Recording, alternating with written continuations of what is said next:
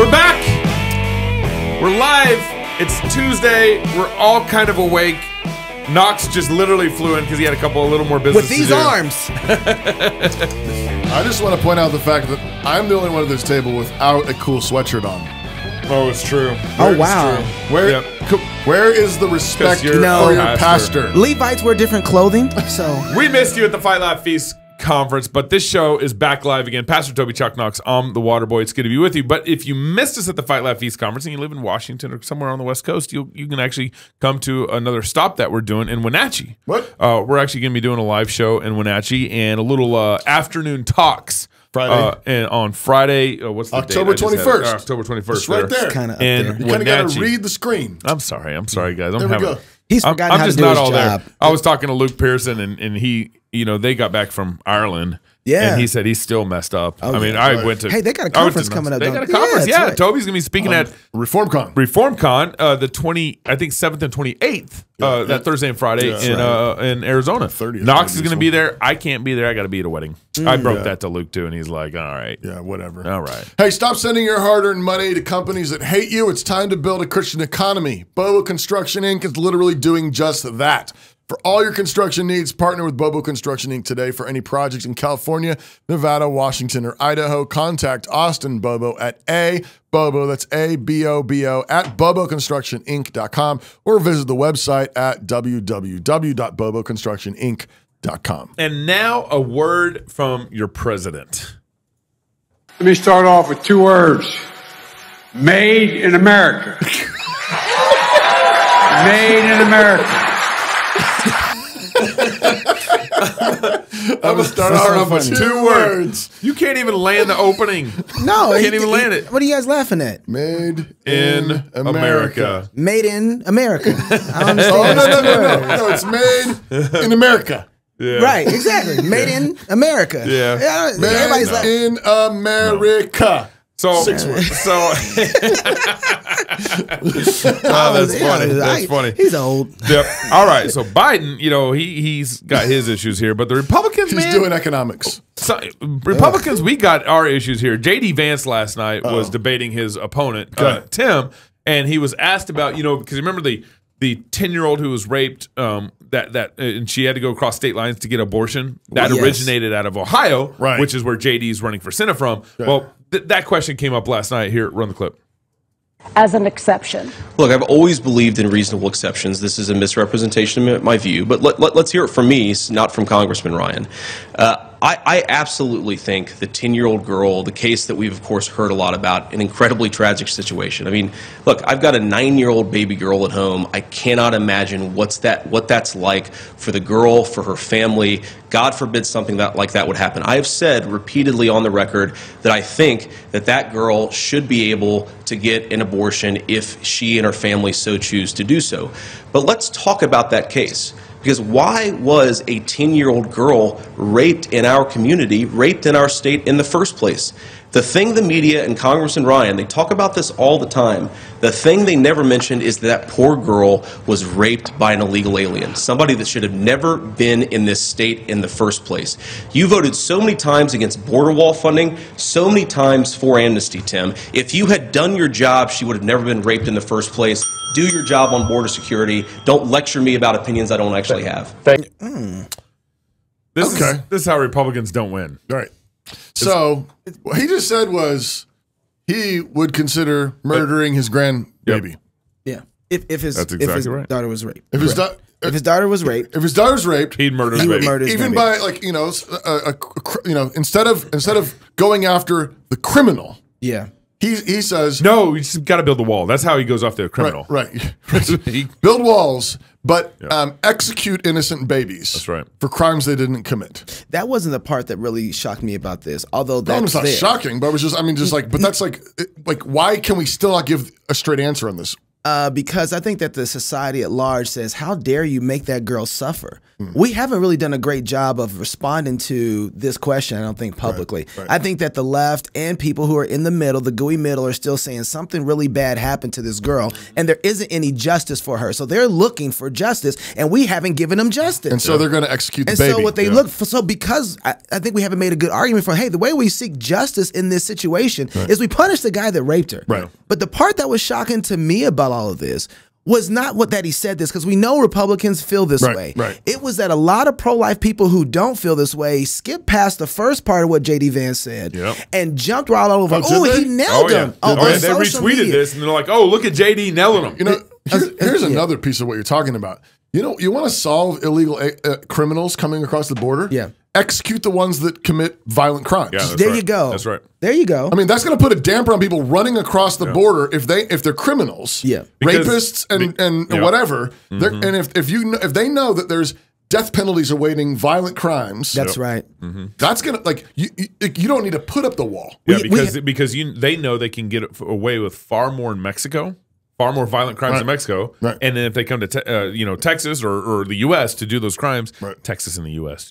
I made a distinction. Those two countries, those two countries, but they'll get disincentivized to do it, and they'll stay in Mexico and do those crimes. Exactly. Yeah, when you have problems, I think everybody, especially in our culture, wants to solve where we're at, the fruit of the problem, but you also have the root of the problem. But you got to have answer for both of those.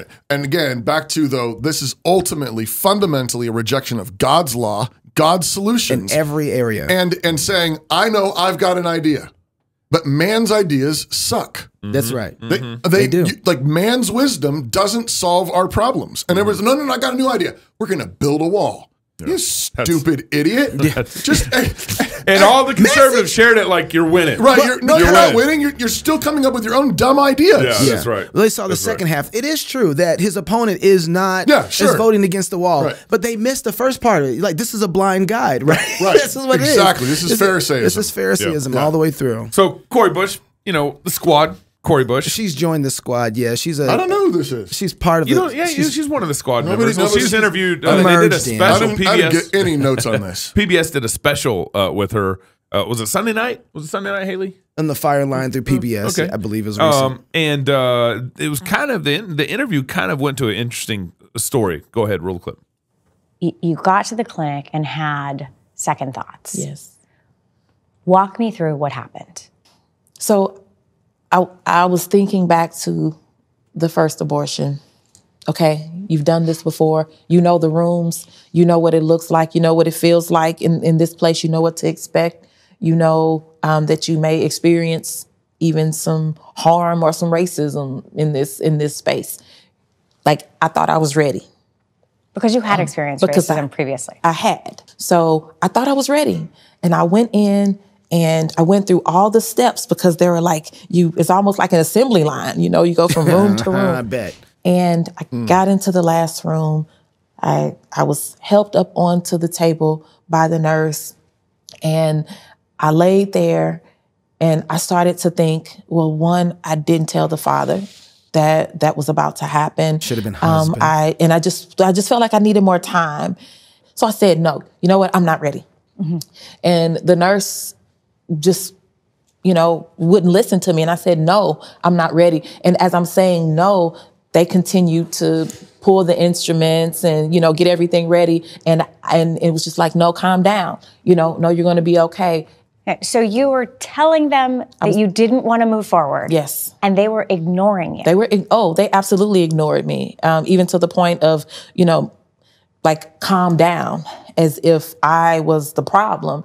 And so I didn't really know, I didn't understand at that point where I had a voice, like who listened to me. And so I remember laying there looking to see if there was someone else in the room that would listen to me. And they ended up during this time, they put the instrument inside me and started the instrument. So it was, and I'm saying no, but it was too late, because you couldn't stop once it started. Why do you think they didn't listen to you? The same as other times where I haven't been listened to by a provider or medical staff. I was a young Black woman. multiple times I felt like it was, oh, well, we know better. You don't know what you need. You don't understand. Planned Parenthood doesn't like black people. Facts. The end.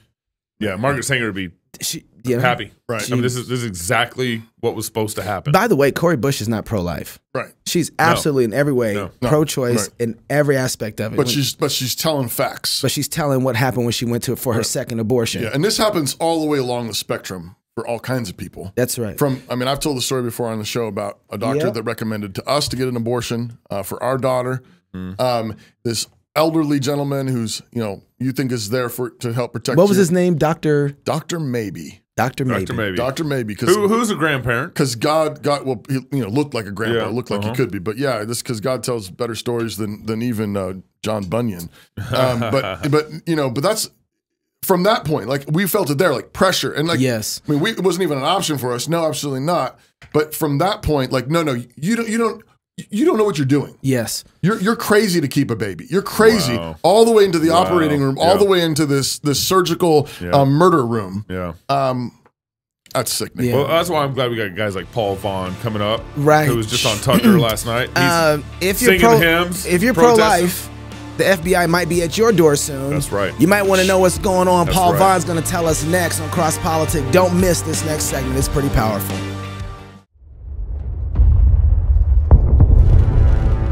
It is the duty of the free man to resist tyranny at every turn. Every man will either watch his freedom stripped away or take action to protect what he loves. Introducing the A3, the newest revolutionary body armor from Armored Republic. The A3 is the new standard for lightweight multi-hit body armor. A3 plates are incredibly light at 4.6 pounds. The patented design captures fragmentation while remaining multi-hit capable. The A3 will stop up to M80 ball, yet comes in at only 0.7 inches thick. The A3 is the thinnest NIJ .06 compliant or certified composite standalone plate that includes the drop test. The A3 is the first of its kind, patent pending, that combines an alloy strike face with polyethylene backing, revolutionizing body armor technology by providing strength and durability while remaining sleek and maneuverable. The A3 is the new standard in lightweight body armor. The fight against tyranny just got stronger.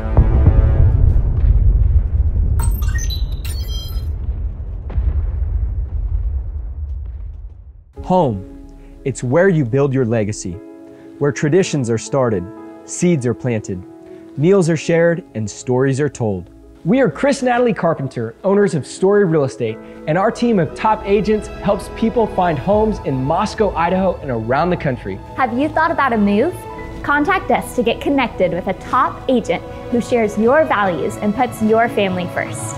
Or reach out to us about our Moscow relocation guide. Wherever you're looking to go, we can help you find home.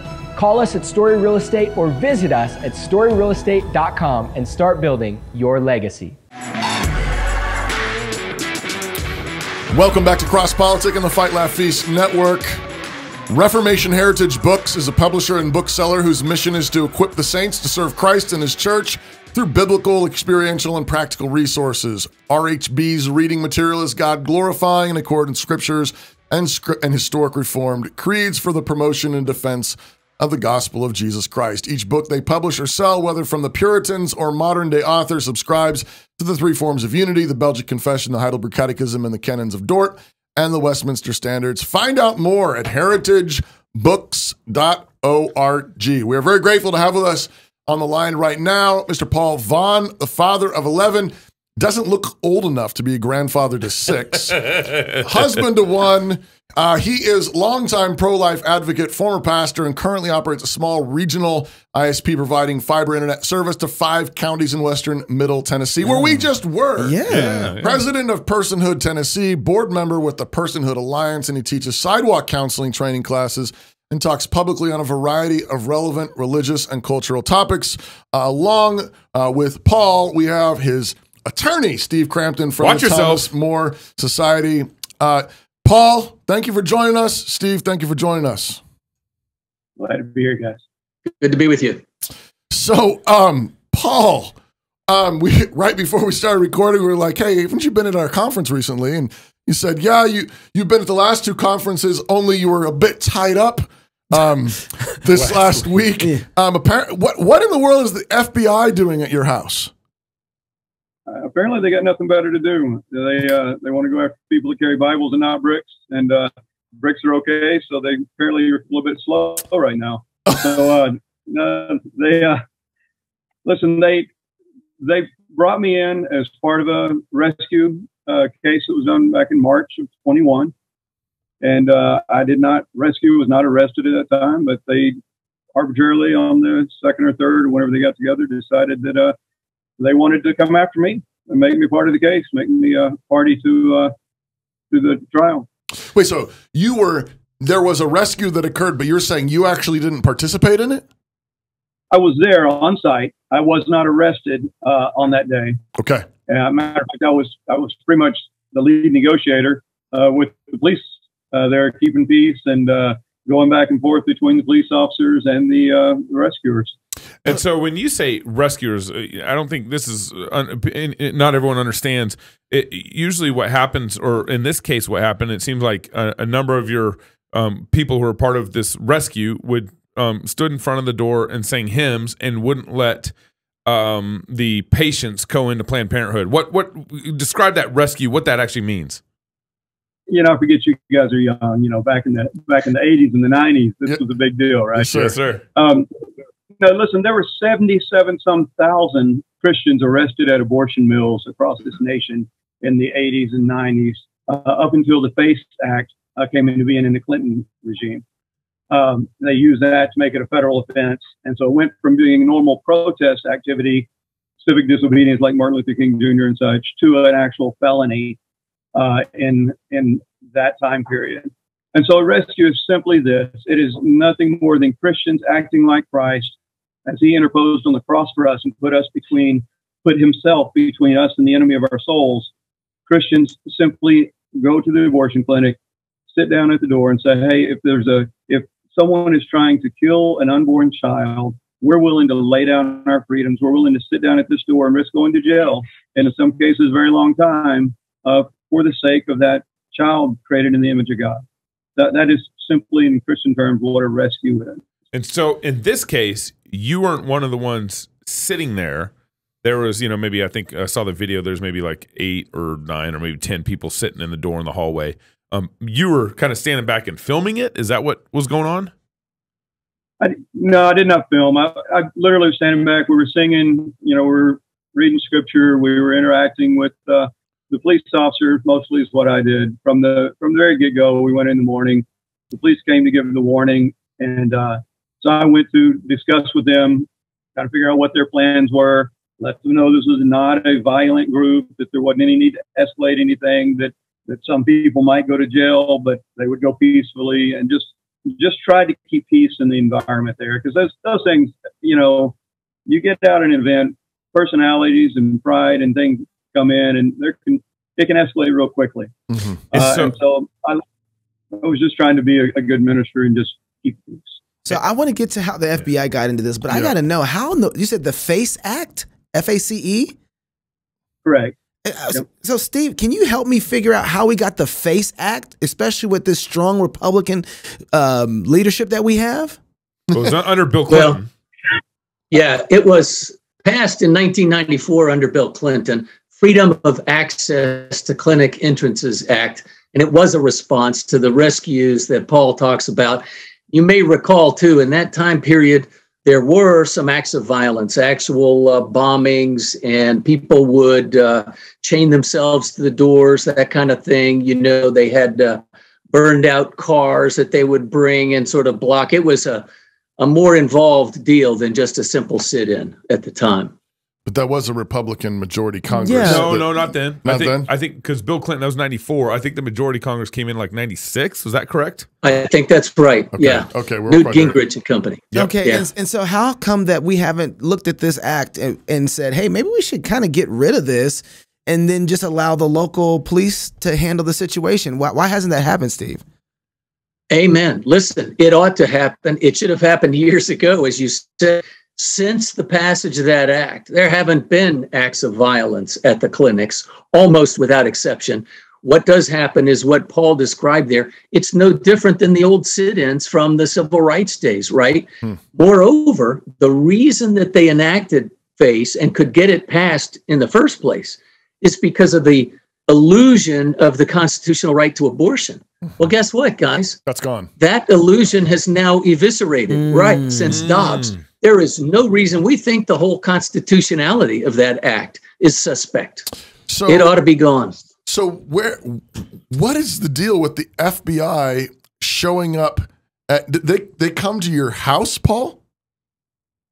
Yeah. So, I mean, you know, average Wednesday morning before my kids are going to school, I normally take them to school on the way to work and drop them off. I had already sent them out to the car.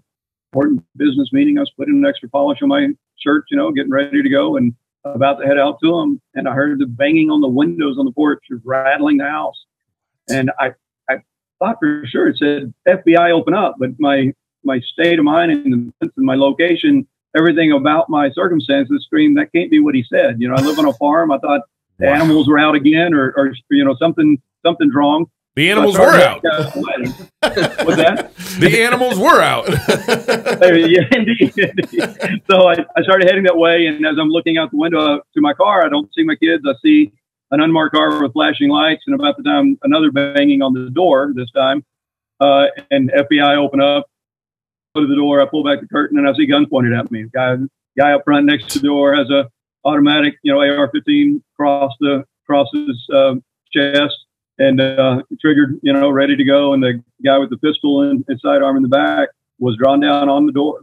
That's wicked. And I said, who are you looking for? And they said, we're looking for you. And you know, there's 1,000 decisions in that split second. They went through my mind with my kids outside, kids in the house upstairs, my wife in the back with our 18-month-old baby. And I just said, you know, this is not going to end well unless I'm in handcuffs. So I opened the door and stepped outside as I asked for identification. And of course, they responded, this is the identification you get, their little FBI Velcro patch. Oh, you can get those at Walmart. Yeah, I know. Online, eBay, I could buy them today. And my wife brings that out to them later in a good fashion. So anyway, I go in handcuffs, go to the car, you know, and about that time, my wife, of course, by all the banging and screaming and everything, kids coming in her room, mommy, the FBI's here and they're arresting daddy. That's something you don't want your daughter to have to say at the time. Right. And you know, they take me to the car. I didn't know at this time, the guy with the AR on the side of the house was actually detaining my children in the driveway on the side of the house. Would not let me go back to the house. So my 18-year-old, my 14-year-old, and my 12-year-old were detained by a guy with an automatic weapon in my yard and not allowed to go to the house until I was, you know, detained and in the car.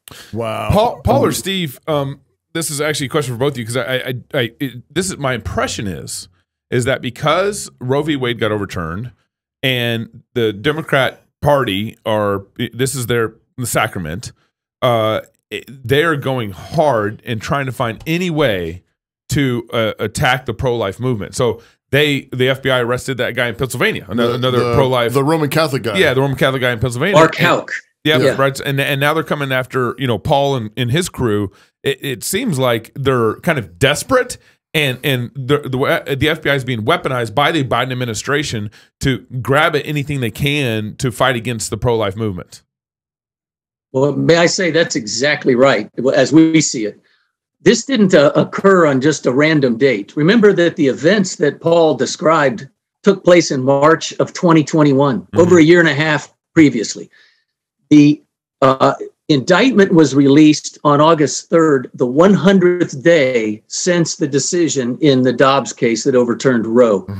Biden and Harris both were meeting in the White House with their so-called reproductive rights task force. So this is all a concerted effort, really a theatrical rollout, isn't it? I mean, it's extraordinary. And the other thing that they're doing here, let me throw in, under the Obama administration, we saw some isolated cases where they would bring a face charge against pro-lifers. By the way, I think we won every one of those during the Obama administration. Okay. They never did what the Biden regime has done here, and that is take the, it's really a misdemeanor with a charge for first offense face violation of up to a year in prison plus up to $10,000 in a fine. But here they tacked on a second count, and they're alleging conspiracy to violate civil rights, carrying 10 years and another $250,000 in fines. So conspiracy to commit a sit-in. And by the way, this is the anniversary week of Martin Luther King Jr. receiving the Nobel Peace Prize for his sit-ins in 1964. Wow. Did you say, how about that? Violate civil rights? When the people right behind those folks are killing humans who should have rights? That's right. That's right. This is insanity. I got to know, is there any recourse? If you got a law, if you got this face law, what they have there, it seems like the law technically is on their side. We know this is wrong. We know this is wicked. But what's the recourse? You have a case to win this? Yeah, we really think we do. As I alluded to earlier, we're attacking the constitutionality of the FACE Act itself. There's a couple of different grounds there. We're also pursuing in Congress an effort to legislatively overturn this law and rescind it. We'll see what the midterm elections hold out for us there. But there are also factual defenses here. Paul, as he just described, and they have all the videos in hand, right? What did he do? He was nowhere near the door. He didn't block anybody. What FACE prohibits is physical obstruction or the use of force or threats of force. He didn't do any of those things. So I don't think he violated FACE in the first instance. Okay, we usually go backstage at this point, but you know what? I don't think this needs to go backstage. I think this needs to be as public as we can get it. Everybody needs to share this as much as they can inside the app, on Facebook, on YouTube. We need to make this as wide and as broad as we possibly can. So we're just going to keep going for what we would normally go backstage. I don't think this needs to be private. Paul, did you have any heads up that the FBI might be coming to your house? No, not at all. I'll say it this way: none in the natural. No phone calls, no leaks, no emails, none of that. In my spirit, when I told one of my children when Mark Huck got arrested up in Pennsylvania, I said, with all the stuff we've done, you got to understand the spiritual aspect of this administration and the demonic influence. Right? We like to talk about the material world and the natural world, but we as Christians know there's a spiritual element to this. And this is nothing else than the last gasp of a dying tyranny. They're making every last effort to try to suppress Christians from being Christians, Christians going out and showing the love of Christ, speaking the truth of Christ, singing hymns, loving God, and doing what Christians are called to do. And demons hate that, right? And we know that we don't war against flesh and blood, but that is certainly where the attack comes from, right? So there's hands and feet to this spiritual battle. You guys, this is for both of you. You can help me out with this. I've been thinking about this a lot. When Martin Luther King was doing what he was doing, however you feel about Martin Luther King and the history of him, whatever the case is, one thing that was very clear was that there was a theological moral capital that was on his side. He had the moral high ground. It was very obvious. Our culture has become very negative towards Christianity. The moral high ground is very, very low right now. There isn't a very strong moral culture. Even it's weird to say that during the time where black people couldn't vote, you had a very higher moral culture than where you currently do right now. But now they're killing babies in the womb, which at that time they would have been like, hey, you can't kill black babies in the womb, which is so weird. You're gonna say it's a weird place to be in. Now you have to be able to kill black babies. Now you have to be able to kill black babies in the womb. But with that moral high ground being so low in the culture, I don't think that they would have heard Martin Luther King and his message now like they heard him then, right? Martin Luther King wouldn't have had an anchor inside of the morality of the culture because it's so There's gone. no moral foundation. Right. And so I'm wondering, like, as you guys are going through this, Paul, you can jump in here too. Where do you think that we have any moral capital left in the culture to be able to hear through this case and say, wait a second, we're talking about human lives in the wombs of a mother? No, I think guys, American theology is, if it's a mile wide, at best, it's no more than an inch deep. It is some of the most horrific theology in the history of the church. Wow. We are hedonists. We love our flesh. We love the desires of the world. And yet we want to go out and tell people, don't drink, don't smoke, don't cuss. But we don't want to act like Christians and actually sacrifice ourselves. And I'm telling you, there's a lot of call for, you know, people getting up in arms and people mad and wanting a revolution and wanting all this nonsense. And listen, unless you're willing to lay down your own life, you don't have the moral right to pick up weapons and go after someone else or to try to start a revolution. The biblical way is to lay down your own life, trusting that God will use that seed to actually fulfill his purposes and advance his kingdom in the earth. And guys, the theology that America as at large, and I understand, hey, there's a bunch of great Christians out there, a bunch of strong pastors doing great work that love the Lord. And I'm not knocking people that are sincerely living in the water that they were born into, right? Right. But there's something more that the church needs to actually be the salt and light. And I think, Knox, you hit on it. We don't, that moral authority, we speak and nobody listens. We're good for nothing. We're being trodden underfoot. And I think the way that comes back historically, if you look back at the historic church, it was the blood of the martyrs. It was sanctification. When they start martyring and persecuting people, and our game says, you know, I believe this in light of the stripes, in light of the persecution, in light of the martyrdom, then the people look at that and they can argue if you look at historic church martyrs and you see this incredible persecution, you know what happened almost every time they were in front of a crowd being persecuted? 5, 10, 50, 100 people got saved because of their witness, because of the violence that was being done against them, and they would not acquiesce to the calls of the tyrant. They said, no, there's a God, there is a heaven, and I believe it. Is there, maybe this is a good question for Steve, but is there any recourse for, I mean, the FBI pulling up like a bunch of military thugs with, you know, discipline, finger control on their AR, is there, and detaining your 18-year-old and 14-year-old and so forth, is there any recourse for going after them and violating, you know, I don't know, Fifth Amendment and not giving out their names? And I mean, it's egregious how they even handle themselves. There is. If and when we get through the criminal proceedings, that's the time when we can commence our own civil rights actions back against some of these guys. Interesting. Once we vindicate Paul in the criminal court, we will revisit the civil court. And let me just dovetail on a little bit about your last question, too, if I may. Yeah, please. You talk about the moral high ground. I think the Biden regime believes they have the moral high ground here. That's why they publicize this. They're making this the big issue for the midterm elections.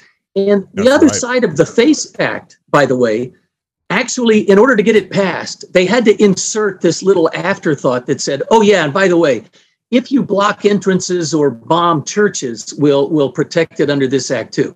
Now, they never protect it, really. There are no cases that protect churches. But remember what's happened in the last, 100 days or so since Dobbs.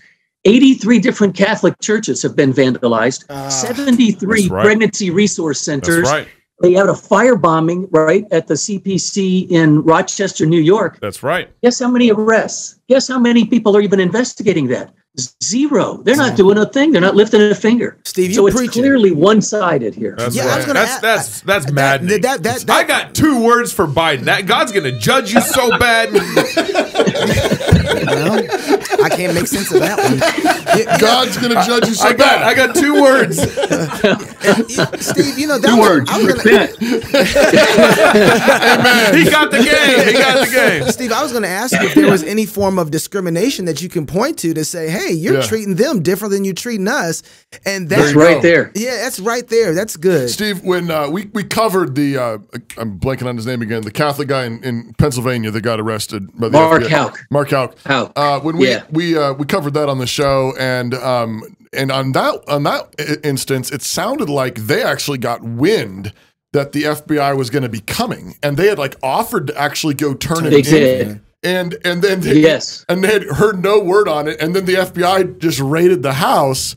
When we talked about that, one of the things that I thought about was, man, when magistrates are abusing their authority, as Christians, our appeal is to be the lesser magistrates to defend our rights. So like your sheriff. And I mentioned, like, I wondered if I'd gotten a call that the FBI was coming after me. I keep telling them that I have classified documents in my house. Yeah. They still haven't come to my house yet. But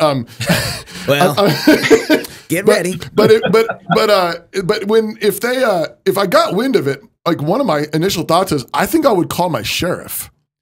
And not that the sheriff can necessarily like stop the proceedings, but in terms of like a raid, having he's the person that's supposed to defend my civil rights. I at least have the right to like be treated like a citizen of the United States of America and not treated like a thug. Well, innocent until proven guilty. Hello. And I know you. Amen. I know you can't give legal counsel, but I mean, nevertheless, is that crazy of me to think maybe I should call my sheriff if I got wind that the FBI was going to raid me? I don't think it's crazy of you at all. And let me say, too, somewhat in defense of some of the local FBI guys, as I understand the way they approach this, of course, the order comes down from on high. Right. You will go after these folks. But as far as handling each individual defendant, what happened in Paul's case is dramatically different from what happened in one of the co-defendants who happens to live in my home state of Mississippi, Coleman Boyd. The local FBI there, maybe they knew him, I don't quite know. They called him. They told him that they would like to pick him up. He volunteers to come in on his own. They say, don't come this afternoon, come tomorrow morning. He comes the next morning, treated very gently. In fact, because he had to wait around for the judge, the FBI guy on his own goes out and buys Coleman lunch. Okay. So there are some of them that treat these guys civilly. But no. Why not say, come and get me? Like, let's get all the cameras here. Yeah. Let's get the sheriff here. I want to turn this into a circus. Yeah, absolutely. You know, make a fight of the first crime. What do you mean, like, civilly turn yourself in? I mean, I don't know. That's just my thoughts. Yeah, that's not you and They Bundy. make a pretty good circus of their own. What's that? They can make a circus of it all by themselves. They don't need my. Yeah, really. They're doing just fine. Yeah. But I tell you, on the sheriff's department. Yeah. Go ahead, Knox. I have a comment on that because I've talked to my county representative, who's a good, strong pro-lifer, a good Republican guy, the chairman of the Republican Party here in Newton County. And, we just had an election and we elected a sheriff, and he stood right over here about 10 feet to my left before the election. And I asked him this question, and maybe my prophet didn't know it. I said, so if a federal entity, law enforcement, comes to arrest me in my home, what are you going to do? Mm-hmm. Or someone, someone in your county? And it was rhetorical, I thought, at that time. But he told me, he said, look, a lot of times they don't even check with the sheriff. Yeah. And so that was the first thing I asked these guys when we started rolling to Nashville. I had a nice hour-long drive with them. Yeah. Between here and Nashville. I said, so, did you talk to my sheriff? Did y'all work this out with him? Because, I mean, I'm a citizen of Hickman County. I'm a citizen of Tennessee. And you realize they didn't tell my wife where I was going. And for 6 hours, not my wife, not my family, not my coworkers, not my county sheriff, not my state representatives, nobody in the state of Tennessee knew where I was or what happened to me. Lawyer didn't know? I didn't have a lawyer. I don't care. I told them. They asked if I had a lawyer. I'm like, yeah, I carry one of those around in my shirt pocket. What do I look like? Yeah. I don't have a lawyer on hand. I do now, thank the Lord, but I didn't then. Wow. So I think that's one of the key things we can do. One of the things that I'm hopeful will come out of some of this, when Lord willing, He resolves it all, is some legislation that can come out. If you got a federal law, they want to indict somebody, they want to go to somebody. Why can't they go to a Tennessee law enforcement to affect? Yeah, that's good. Why does it need to be a federal agency and a federal army? If you think about it, we're losing an armed war right now, and they're outgunning me 4-1 on that day. Mark Huck 20-1 or something on the day they raided him. Right.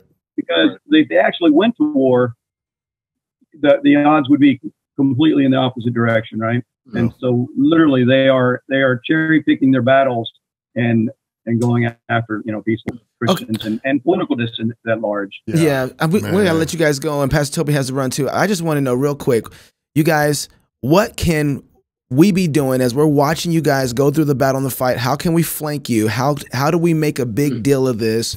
From both sides, one from your side, Paul, and then also from the legal side, whatever we can do, Steve, help us think through this and be strategic in how we can respond. I know sharing everything on social media is huge. Any other thing we can be doing?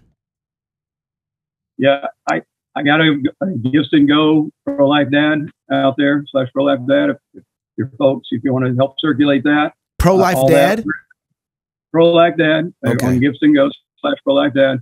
And like Steve said, we're going to, Lord willing, when this criminal aspect is over, we're going to go. This is not. I didn't ask for this battle. I tried to avoid it, but they threw the punch. They brought me into the fight, and there's some things that obviously need to change in our culture, in our country. And now that we're enlisted, we're going to go for it. So, and let me also say, keeping the word out there is absolutely huge. I was just speaking moments ago with another pro-life lawyer from Iowa who's willing to come in and represent one of these defendants. We need pro-life folks to stand up and help represent these other defendants as well. Okay. This is a major battle in front of us just on the legal front, but the PR side is probably even bigger, really, because so many people don't even know about it. Even people that follow news like ours, they just don't know what's happening. Wow. All right. Hey, you guys are more than welcome to come back and tell us how the case is turning and updates. You guys have a home here to do that. We appreciate you guys staying in the fight. If you're single, get married. If you're married, have you some kids. And if you have kids, go baptize them. Until tomorrow, love God with all your heart, soul, mind, and strength. Love your neighbor as yourself. Go fight, laugh, and feast. This is CrossPolitic. The season of Augustine and the season of Cassiodorus were very different moments in a crucial transformation that occurred in the history of the Western liberal arts. All right, so just stay like this. How am I doing here? So, yeah, you don't like this, huh?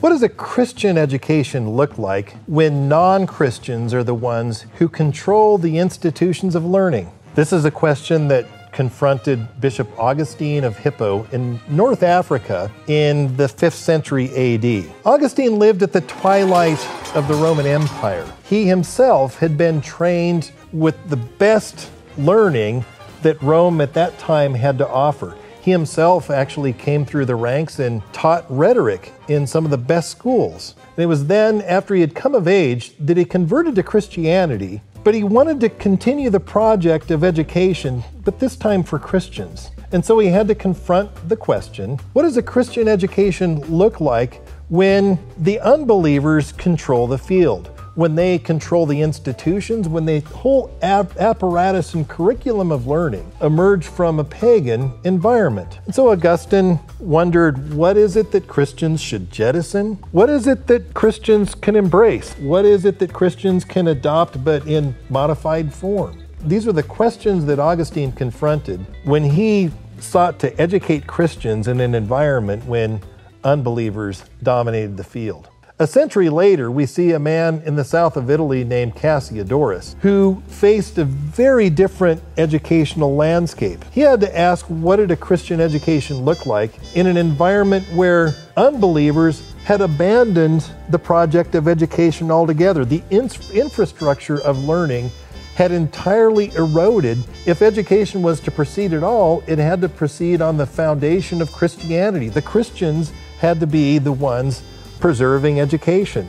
What does a Christian education look like when Christians are the ones forming the institutions, when Christians are the ones organizing the curriculum?